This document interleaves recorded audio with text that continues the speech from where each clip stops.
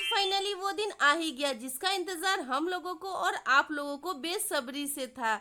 बहुत सारे रस्मों रिवाजों के साथ, बहुत सारे नोकझोंक के साथ फाइनली कुछ इमोशनली होकर हमने अपनी दुल्हन को विदा किया। शादियों में रस्म और रिवाज का परंपरा बहुत दिनों से चलता चला आ रहा है। हमारे यहाँ शादियों में कुछ इस तरह के रस्म और रिवाज होते हैं। दुल्हन के नहाने के बाद उसकी नजरें उतारी गई और फिर हुई इमली घुटाई की रस्म। ये शायद मामा ही लोग करते हैं। और फिर हमारे तैयार होने की बारी आई और मैं हो गई कुछ इस तरह से रेडी। दुल्हन को लेकर पहुंचा गया होटल और यहाँ सारे बाराती आ चुके थे। आते ही मैंने सबसे पहले ठंडी ठंडी सी कोल्ड ड्रिंक पी। चलो अब निकाह सुनते हैं। जनाब मोहम्मद बादशाह आलम साहब, वल्द मोहम्मद इस्लाम साहब मरहूम गोपाल।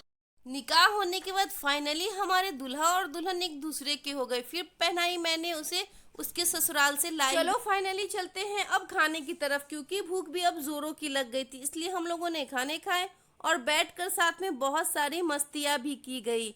सारी मस्तियों के बाद अब बारी थी दूल्हे के घर में एंट्री की।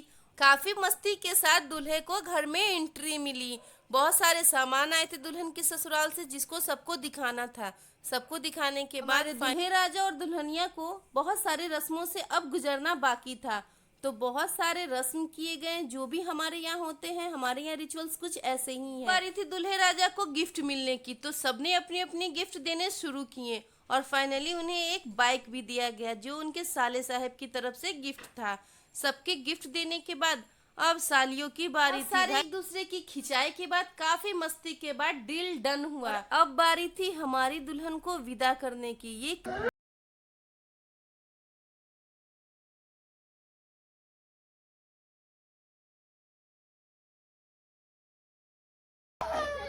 वाला मोमेंट हर एक लड़की के लाइफ में आता है और ये कैसा होता है ये बस एक लड़की ही समझ सकती है। खैर, सबकी दुआओं के साथ उसे रुखसत करने की बारी आ गई। आप लोगों की भी दुआओं की ज़रूरत है, इसलिए आप लोग भी उसे ब्लेसिंग दे। और फाइनली हमारी दुल्हनिया चली अपने घर। आज की शादी का फुल ब्लॉग बहुत ही जल्दी मिलेगा। बाय।